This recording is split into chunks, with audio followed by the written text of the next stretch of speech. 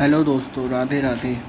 मैं आज आपको 26 एकादशियों की कथा सुनाता हूँ। कृपा करके ध्यानपूर्वक सुने। पहली का नाम है मंगसिर मास की कृष्ण पक्ष की उत्पन्ना एकादशी। श्री सूत जी ऋषियों से कहने लगे कि विधि सहित एकादशी का व्रत मातम तथा जन्म की कथा भगवान कृष्ण ने युधिष्ठिर को सुनाई थी। सतयुग में एक भयंकर मूर नाम का राक्षस प्रकट हुआ। उसने अपनी शक्ति से देवताओं को विजय किया और अमरावतीपुरी के नीचे गिरा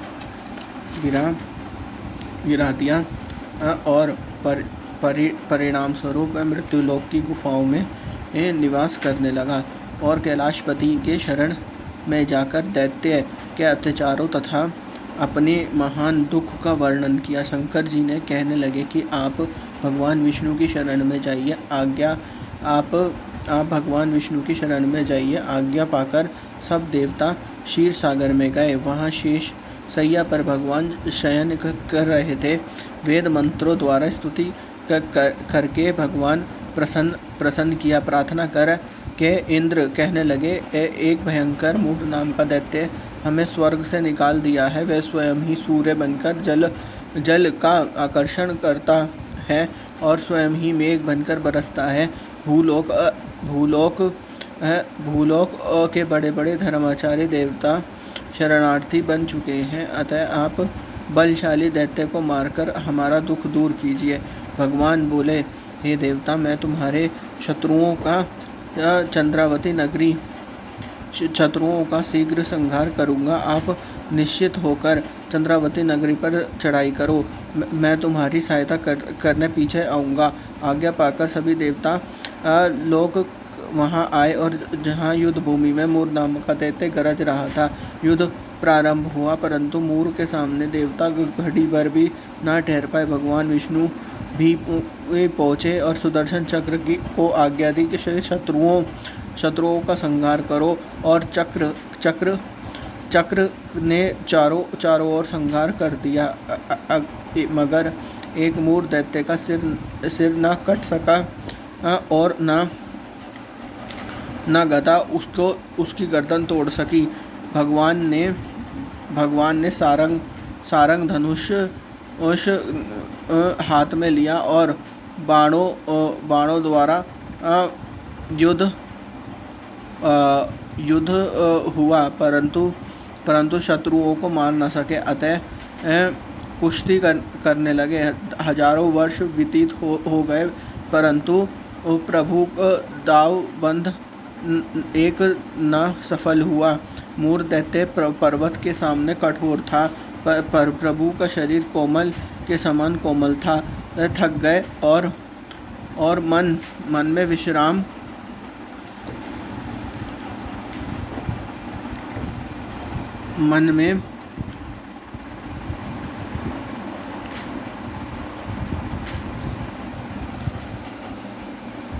दावबंद न सफल हुआ और मूर देवता के समान कठोर और था। प्रभु का शरीर कोमल थक गए। वे विश्राम की इच्छा से उत्पन्न हुई शत्रुओं को पीठ दिखाकर भाग चले गए।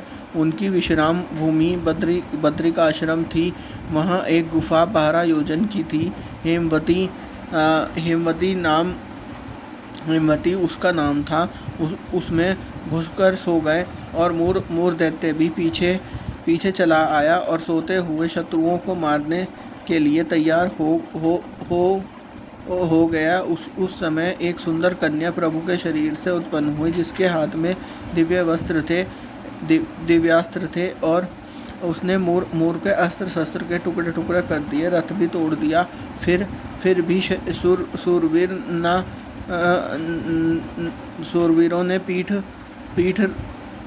पीठ न दिखाई। कुश्ती करने को कन्या के समीप आया और कन्या को थका मानकर उसे गिरा दिया और कहा यह मल्लयुद्ध का फल है। जब वह उठा तो उसका सिर काट कर कहा, यह हठ योग का फल है। मूर की सेना पाताल लोक में भाग गई और भगवान निद्रा से जग गए और कन्या बोली, यह दैत्य को मारने की इच्छा करके आया था मैंने आपके शरीर से उत्पन्न होकर इसका वध किया है। भगवान बोले, तुमने सर्व देवताओं की रक्षा की है और मैं तुम पर प्रसन्न हूँ। वरदान देने के लिए तैयार हूँ। जो कुछ मन से कहो मांग लो। कन्या बोली, जो मनुष्य मेरा व्रत करें उनके घर में दूध, पुत्र, धन की प्राप्ति हो, अतः वह अंत में आपके लोक को प्राप्त हो। भगवान बोले, तू एकादशी के दिन उत्पन्न हुई है, इसी कारण तेरा नाम उत्पन्ना एकादशी प्रसिद्ध होगा। जो श्रद्धा भक्ति से तेरा व्रत करेंगे उनको सब तीर्थों स्नानों का फल मिलेगा। घोर पापों का से उनका उद्धार होगा। तेरा व्रत होगा। ऐसा कहकर भगवान अंतर्ध्यान हो गए।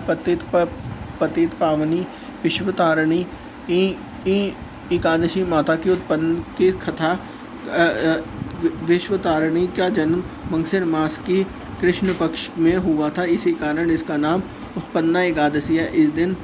इस दिन गुड़ और बादाम का सागर लेना चाहिए।